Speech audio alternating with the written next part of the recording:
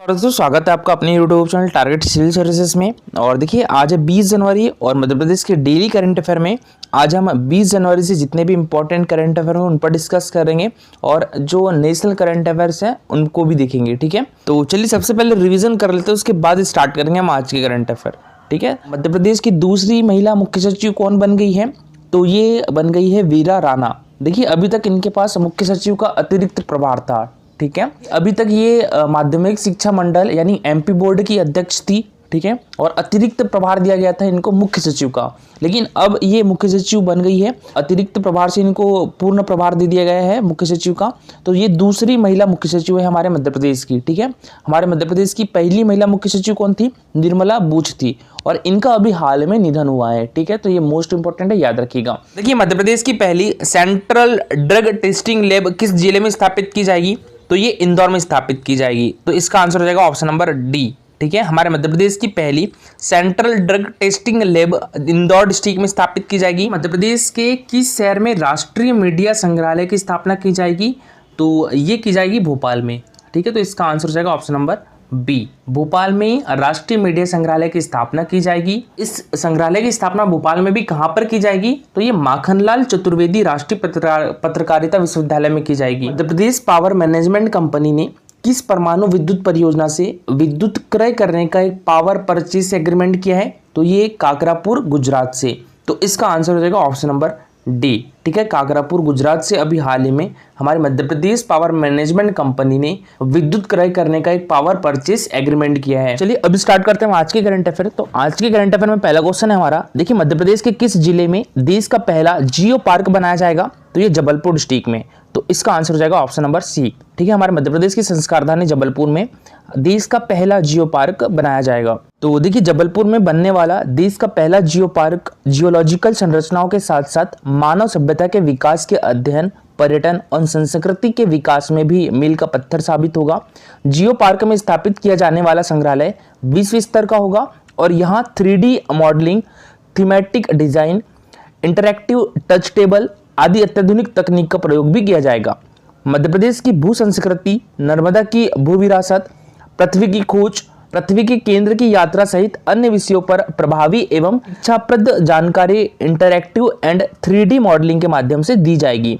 संग्रहालय में मध्य प्रदेश के 13 भौगोलिक क्षेत्रों को उनके भौगोलिक सांस्कृतिक महत्व एवं धरोहर के साथ बेहद आकर्षक तरीके से प्रस्तुत किया जाएगा। और देखिए देश में प्रथम हमारे मध्य प्रदेश के बारे में देखिए हम, तो देखिए देश का सबसे बड़ा ग्रीन हाइड्रोजन प्लांट जो कि विजयपुर में बनाया जाएगा। विजयपुर किस डिस्ट्रिक्ट में है? तो गुना में है। ठीक है, तो देश का सबसे बड़ा ग्रीन हाइड्रोजन प्लांट जो है वो कहां पर बनाया जाएगा? विजयपुर में, और विजयपुर गुना डिस्ट्रिक्ट में है। रिवैम्प डिस्ट्रीब्यूशन सेक्टर स्कीम के अंतर्गत देश का पहला बिजली ग्रिड इंदौर जिले में ऊर्जीकृत हुआ है। ठीक है, तो रिवैम्प्ड डिस्ट्रीब्यूशन सेक्टर स्कीम के अंतर्गत देश का पहला बिजली ग्रिड इंदौर जिले में ऊर्जीकृत हुआ है। देश का पहला टॉकीज म्यूजियम किस जिले में शुरू हुआ है? तो ये इंदौर जिले में शुरू हुआ है। ठीक है, 5G तकनीक को प्रारंभ करने वाला देश का पहला आकांक्षी जिला कौन सा है? तो ये विदिशा है। देश की पहली सोलर सिटी मध्य प्रदेश की सांची शहर बन गया है। सांची हमारे मध्य प्रदेश के रायसेन डिस्ट्रिक्ट में है। और देश का पहला नाइट गार्डन उज्जैन शहर में बनाया गया है। दुनिया की पहली वैदिक घड़ी उज्जैन में लगाई गई है। देश का पहला यूनिटी मॉल किस जिले में खोला जाएगा? तो उज्जैन में खोला जाएगा। देश में पहली बार महिला स्वसहायता समूह द्वारा आगरमालवा, छतरपुर, उज्जैन जिलों में टोल प्लाज्मा का संचालन भी किया जा रहा है। देश का पहला सहकारिता विश्वविद्यालय मध्य प्रदेश में शुरू किया जाएगा और ये कहां पर शुरू किया जाएगा? भोपाल और इंदौर में। प्राणपुर गांव जो कि अशोकनगर में है, तो ये देश का पहला क्राफ्ट हैंडलूम टूरिज्म विलेज बनेगा। और देश की पहली ई स्पोर्ट्स एकेडमी की स्थापना मध्य प्रदेश में की जा रही है। मध्य प्रदेश में भी कहां पर? तो ये भोपाल में। देश का पहला महिला थाना जो है वो ISO प्रमाणित बन गया है। ठीक है, तो ये मोस्ट इंपॉर्टेंट है। देश का दूसरा बायो CNG प्लांट कहां पर खोला जाएगा? तो ये भोपाल में स्थापित किया जाएगा। ठीक है, और पहला कहां पर है? तो ये इंदौर में है। तो ये भी मोस्ट इंपॉर्टेंट है, पहला इंदौर में है। देश का पहला बायो CNG प्लांट जो है वो इंदौर में है और दूसरा कहां पर स्थापित किया जाएगा? तो भोपाल में। देश का पहला artificial slalom course Madhya Pradesh के भोपाल जिले में बनाया जाएगा। ठीक है, देश का पहला medical science and engineering research centre Bhopal शहर में खुल गया है। ठीक है, तो देश का पहला medical science and engineering research centre किस शहर में खुला है? तो ये भोपाल में खुला है। और देश का पहला राम म्यूजियम भोपाल शहर में बनाया जाएगा। और देश का पहला ग्रामीण जनजाति तकनीकी प्रशिक्षण जो है मध्य प्रदेश के भोपाल जिले में हुआ है। और देश की पहली ब्रेक डांस एकेडमी भोपाल शहर में खुलने जा रही है। और भोपाल में national centre for disease control की क्षेत्रीय केंद्र की स्थापना भी की जा रही है। भोपाल में पायलट प्रोजेक्ट के तहत TSP द्वारा 5G स्मॉल सेल की टेस्टिंग की है। और इस टेस्टिंग के बाद भोपाल 5G की टेस्टिंग करने वाला देश का पहला स्मार्ट सिटी बन गया है। देश का प्रथम पूर्ण कार्यात्मक आदिवासी साक्षर जिला कौन सा बन गया है? तो ये मंडला बन गया है। और देश में पहली बार गिद्धों की GPS ट्रैकिंग पन्ना राष्ट्रीय उद्यान में की गई है। देश का पहला साउंड प्रूफ हाईवे किस जिले में बनाया गया है? तो ये सिवनी डिस्ट्रिक्ट में बनाया गया है। और देश का पहला संविधान पार्क किस जिले में बनाया जाएगा? तो ये देवास में बनाया जाएगा। देश की पहली आर्टिफिशियल कैनो सलालम एकेडमी जो है वो ग्वालियर में बनेगी। और देश का पहला जियो साइंस म्यूजियम कहां पर निर्माण किया जाएगा इसका? तो ये ग्वालियर में, ठीक है। जियो पार्क का जबलपुर में और जियो साइंस म्यूजियम का निर्माण कहां किया जाएगा? तो ये ग्वालियर में। नेक्स्ट क्वेश्चन है हमारा, देखिए भी हाल में जबलपुर के रहने वाले जस्टिस आलोक अराधे को किस हाईकोर्ट का चीफ जस्टिस बनाया गया है? तो इनको तेलंगाना हाईकोर्ट का चीफ जस्टिस बनाया गया है। तो इसका आंसर हो जाएगा option number B. Telangana high court का अभी चीफ जस्टिस कौन बनाया गया है? तो ये जस्टिस आलोक अराधे। इनका संबंध हमारे मध्य प्रदेश के जबलपुर डिस्ट्रिक्ट से है, ठीक है। और देखिए बात करें हम यहाँ पर हाईकोर्ट की, तो भारतीय संविधान के भाग 6, ठीक है, कौन से भाग? पार्ट 6 में अनुच्छेद 214 से लेकर 231 तक, ठीक है, 214 से लेकर 231 तक हाईकोर्ट के गठन, न्यायिक क्षेत्र और शक्तियों के बारे में बताया गया है। तो ये मोस्ट इंपॉर्टेंट है, याद रखिएगा, ठीक है। किस भाग में? भाग 6 के अनुच्छेद 214 से लेकर 231 तक हाईकोर्ट के गठन, न्यायिक क्षेत्र और शक्तियों के बारे में बताया गया है। और एक चीज और याद रखिएगा, 7वें संविधान संशोधन अधिनियम 1996, ठीक है, 1966 में हुआ था 7वां संविधान संशोधन अधिनियम। तो इसमें संसद को यह अधिकार दिया गया है कि वह 2 या 2 से अधिक प्रदेशों के लिए एक साझा उच्च न्यायालय की स्थापना कर सकती है। तो हमारे भारतीय संविधान के भाग 6 के अनुच्छेद 214 से लेकर 231 तक उच्च न्यायालयों के गठन, न्यायिक क्षेत्र और शक्तियों के बारे में बताया गया है। और 7वें संविधान संशोधन अधिनियम 1966 में संसद को यह अधिकार दिया गया कि वो 2 या 2 से अधिक प्रदेशों के लिए एक साझा उच्च न्यायालय का गठन कर सकता है। और भारत का सबसे पुराना उच्च न्यायालय कौन सा है? तो ये कलकत्ता उच्च न्यायालय है, ठीक है। भारत का सबसे पुराना उच्च न्यायालय कौन सा है? तो ये कलकत्ता उच्च न्यायालय है। और इसकी स्थापना कब की गई थी? तो ये 1862 में की गई थी, 1862 में इसकी स्थापना की गई थी। और हमारे देश का लेटेस्ट हाईकोर्ट कौन सा है? तो ये आंध्र प्रदेश हाईकोर्ट है, ठीक है। और आंध्र प्रदेश हाईकोर्ट को कहां पर स्थापित किया गया है? तो ये अमरावती में स्थापित किया गया है ना। इसकी स्थापना कब की गई थी? 2019 में की गई है, ठीक है। तो ये याद रखिएगा। देखिए पहले जो तेलंगाना है ये आंध्र प्रदेश का ही भाग हुआ करता था। तो आंध्र प्रदेश से अलग होकर तेलंगाना कब बना था? ये 2 जून 2014 को बना था। और जो हैदराबाद हाईकोर्ट था वो तेलंगाना को दे दिया गया और आंध्र प्रदेश के लिए एक नया हाईकोर्ट बनाया गया। कहां पर? अमरावती में, ठीक है। तो ये याद रखिएगा। और तेलंगाना हाईकोर्ट के बाद आते हैं हम कर्नाटका हाईकोर्ट पे। तो कर्नाटका हाईकोर्ट कहां पर है? तो ये बेंगलोर में है और इसकी स्थापना 1884 में की गई थी। अब आते हैं हम हमारे मध्य प्रदेश हाईकोर्ट पे। तो हमारे मध्य प्रदेश का हाईकोर्ट कहां पर है? तो ये जबलपुर डिस्ट्रिक्ट में है। इसकी स्थापना कब की गई थी? 1956 में की गई थी, ठीक है। और यहाँ के प्रथम मुख्य न्यायाधीश कौन थे? तो ये मोहम्मद हिदायतुल्लाह जी थे। और अभी लेटेस्ट में यहाँ के मुख्य न्यायाधीश कौन है? तो ये रवि विजय कुमार मलिमठ जी है। इसकी 2 खंडपीठ है, एक ग्वालियर में है और एक इंदौर में है। तो ग्वालियर और इंदौर में इन खंडपीठों की स्थापना कब की गई थी? तो ये 1968 में की गई थी, 1968 में की गई थी। बात करें हम यहाँ पर राजस्थान हाईकोर्ट की, तो ये कहाँ पर है? ये जोधपुर में है, ठीक है। और याद रखिएगा हमारे देश में अभी हाल ही में कितने हाईकोर्ट है? तो 25 हाईकोर्ट है। 25वां हाईकोर्ट कौन सा है? तो ये आंध्र प्रदेश हाईकोर्ट है। कहां पर है? अमरावती में है। इसकी स्थापना 2019 में की गई थी। देखिए नेक्स्ट क्वेश्चन है हमारा, मध्य प्रदेश सरकार ने कोविड संकट के कारण कितनी योजनाएं जो है वो रोक दी है? तो ये 370 योजनाएं रोक दी है मध्य प्रदेश गवर्नमेंट ने, ठीक है। मध्य प्रदेश सरकार ने कोविड संकट के कारण कितनी योजनाएं रोक दी है? तो इसमें 370 योजनाएं जो है अभी रोक दी गई है।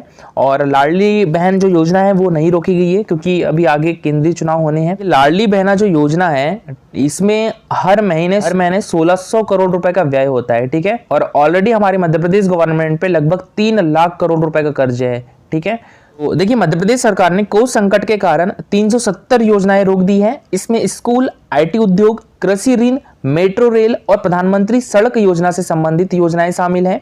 नई सरकार को विरासत में 3.5 लाख करोड़ रुपए का कर्ज मिला है और एक महीने से भी कम समय में उसने 2000 करोड़ रुपए का नया कर्ज लिया है। जुलाई 2023 में विधानसभा में पारित 26,816.6 करोड़ रुपए के पहले अनुपूरक बजट में सरकार द्वारा लिए गए नए बाजार ऋण के ब्याज का भुगतान करने हेतु 762 करोड़ रुपए अलग रखे थे। इसके साथ ही विधानसभा में दूसरा अनुपूरक बजट पारित किया जाएगा। सरकार की बड़ी वित्तीय जिम्मेदारियों में लाडली बहना योजना भी शामिल है, जिसके लिए हर महीने करीब 1600 करोड़ रुपए की जरूरत होती है। और देखिए दोस्तों, ये जो दैनिक भास्कर में हर सैटरडे क्वेश्चंस रहते हैं, लगभग 15 क्वेश्चंस 13 क्वेश्चन, तो वो मैं आपके लिए लाया हूँ, ठीक है, जो कि हर सैटरडे आते हैं। तो देखिए आरबीआई द्वारा बैंकों को खातों और जमाओं को निष्क्रिय खातों और लावारिस जमाओं के रूप में वर्गीकृत करने के लिए जारी संशोधित निर्देश इस साल कब से लागू होंगे? तो ये 1 सितंबर से लागू होंगे, ठीक है। और देखिए किस सहकारी बैंक सहकारी का लाइसेंस आरबीआई ने हाल ही में अपर्याप्त पूंजी और कमाई की संभावनाओं के कारण रद्द कर दिया है? तो ये हिरियूर अर्बन कोऑपरेटिव बैंक का। और किसने अभी हाल ही में ताइवान का राष्ट्रपति चुनाव जीता है? तो ये विलियम लाई चिंगते ने है, ठीक है। तो ये मोस्ट इंपॉर्टेंट है, याद रखिएगा। अभी हाल ही में ताइवान के राष्ट्रपति कौन बने हैं? विलियम लाई चिंगते। तो ताइवान के राष्ट्रपति विलियम लाई चिंगते, ठीक है। और देश का 8वां सशस्त्र बल पूर्व सैनिक दिवस हाल ही में कब मनाया गया है? 14 जनवरी को, ठीक है। और 15 जनवरी को भारतीय नौसेना दिवस मनाया जाता है और 8 अक्टूबर को इंडियन एयरफोर्स डे मनाया जाता है, ठीक है। और 4 दिसंबर को नेवी डे मनाया जाता है। इस देश ने भारतीय तट रक्षक के साथ हाल ही में चेन्नई तट पर 5 दिवसीय वार्षिक संयुक्त अभ्यास सहयोग काइजिन का आयोजन किया है। तो ये जापान के साथ। तो इसका आंसर हो जाएगा ऑप्शन नंबर ए, ठीक है। जापान और इंडिया के बीच होता है सहयोग काइजिन। नवीन और नवीकरणीय ऊर्जा मंत्रालय ने कमजोर जनजातीय समूह की बस्तियों व गांवों में विद्युतीकरण के लिए नई सौर ऊर्जा योजना के लिए कितना निवेश तय किया है? तो ये 515 करोड़ रुपए, ठीक है। तो इसका आंसर हो जाएगा ऑप्शन नंबर बी। और इनमें से किस देश ने हाल ही में green fuels alliance India launch करने के लिए भारत के साथ साझेदारी की है? तो ये डेनमार्क ने। देखिएगा अभी हाल ही में डेनमार्क ने green fuels alliance India launch करने के लिए भारत के साथ साझेदारी की है। और देखिए किस बैंक पर आरबीआई ने हाल ही में नियामक मापदंडों के उल्लंघन के लिए 2.49 करोड़ रुपए का दंड लगाया है? तो ये Dhanlaxmi bank, Punjab and Sind bank और ESAF लघु वित्त बैंक, तीनों पर। तो इसका आंसर हो जाएगा ऑप्शन नंबर डी, ठीक है, ये सभी। और इनमें से किन शहरों को अभी हाल ही में भारत के सबसे स्वच्छ शहर के रूप में मान्यता दी गई है? इंदौर और सूरत दोनों को। तो इसका आंसर हो जाएगा ऑप्शन नंबर डी। और इनमें से किसे Bangalore metro rail corporation limited के MD के रूप में नियुक्त किया गया है? तो ये महेश्वर राव को। तो ये कुछ नेशनल करंट अफेयर थे, ठीक है। कल का हमारा क्वेश्चन था उच्च न्यायालय के न्यायाधीशों की अधिकतम आयु सीमा कितनी होनी चाहिए? तो ये 62 वर्ष होनी चाहिए। तो इसका आंसर हो जाएगा ऑप्शन नंबर बी, ठीक है। उच्च न्यायालय के न्यायाधीशों की जो अधिकतम आयु सीमा है वो 62 वर्ष होनी चाहिए। और देखिए जो उच्च न्यायालय है ये भारतीय संविधान के किस अनुच्छेद में है? इसकी स्थापना और गठन का प्रावधान? तो ये 214 में है, ठीक है। अनुच्छेद 214 में उच्च न्यायालय की स्थापना और गठन का प्रावधान है। और देखिए उच्च न्यायालय में जो न्यायाधीशों की नियुक्ति है ये किसके द्वारा की जाती है? तो ये व्यावहारिक तौर पर राष्ट्रपति द्वारा कोलेजियम की सहायता से की जाती है। अच्छा, इन्हें शपथ किसके द्वारा दिलाया जाता है? तो राज्यपाल के द्वारा शपथ दिलाया जाता है, ठीक है। ये मोस्ट इंपॉर्टेंट पॉइंट है, याद रखिएगा। गवर्नर के द्वारा इनको शपथ दिलाया जाता है। और देखिए इनकी जो वेतन है कितना होता है? तो मुख्य न्यायाधीश जो कि हमारे मध्य प्रदेश के कौन है? रवि विजय कुमार मलिमत। इनका वेतन होता है 2.5 लाख रुपए, है ना, 2.5 लाख रुपए होता है। और जो न्यायाधीश होते हैं उनका वेतन कितना होता है? 2.25 लाख, ठीक है। तो ये भी याद रखिएगा। अच्छा, जो हमारे मध्य प्रदेश या कोई भी राज्य है इसका विधि अधिकारी कौन होता है? तो ये होता है महाअधिवक्ता, ठीक है। कौन होता है? महाअधिवक्ता। तो ये राज्य का पहला विधि अधिकारी होता है महाअधिवक्ता। और ये किस अनुच्छेद में है? तो ये 165 में है, ठीक है। महाअधिवक्ता जो है वो 165 में है। महाअधिवक्ता की नियुक्ति कौन करता है? तो ये राज्यपाल करते हैं, ठीक है। मंत्रिपरिषद की सलाह पर राज्यपाल करते हैं महाअधिवक्ता की नियुक्ति। अभी हमारे मध्य प्रदेश के महाअधिवक्ता कौन है? प्रशांत सिंह है, ठीक है। तो प्रशांत सिंह अभी हमारे मध्य प्रदेश के महाअधिवक्ता है, याद रखिएगा। और देखिए आज के लिए आपका क्वेश्चन है, ये भी MPPSC 2023 में पूछा गया है, ठीक है। ऐतिहासिक जो मंतगेश्वर मंदिर है ये कहाँ पर स्थित है? उज्जैन में, महेश्वर में, खजुराहो में या विदिशा में? तो इसका आंसर कमेंट बॉक्स में लिखिएगा। और देखिए ये है हमारा Telegram channel Target Civil Services. तो कल है संडे और कल 50 क्वेश्चन का क्विज होगा इस पर, ठीक है। कितने बजे होगा ये? तो ये शाम 6 बजे होगा, ठीक है। तो शाम 6 बजे ये टेस्ट होगा और इसमें रैंक भी आपको मंडे के किसकी कितनी रैंक आई है तो आप सभी टेलीग्राम चैनल ज्वाइन कर लीजिएगा। और जो टेस्ट रहेगा ये 50 क्वेश्चंस, ये प्रीवियस ईयर क्वेश्चन जो भी है यूपीएससी में जो पूछे गए हैं तो उनसे रिलेटेड होंगे। तो सभी लोग टेलीग्राम चैनल ज्वाइन कर लीजिए। और देखिए आज के लिए इतना ही। अगर लेक्चर अच्छा लगा हो तो लाइक और शेयर जरूर करिएगा। अगर आप इस चैनल पर नए हो तो सब्सक्राइब भी कर लीजिए। Thank you so much for watching this video.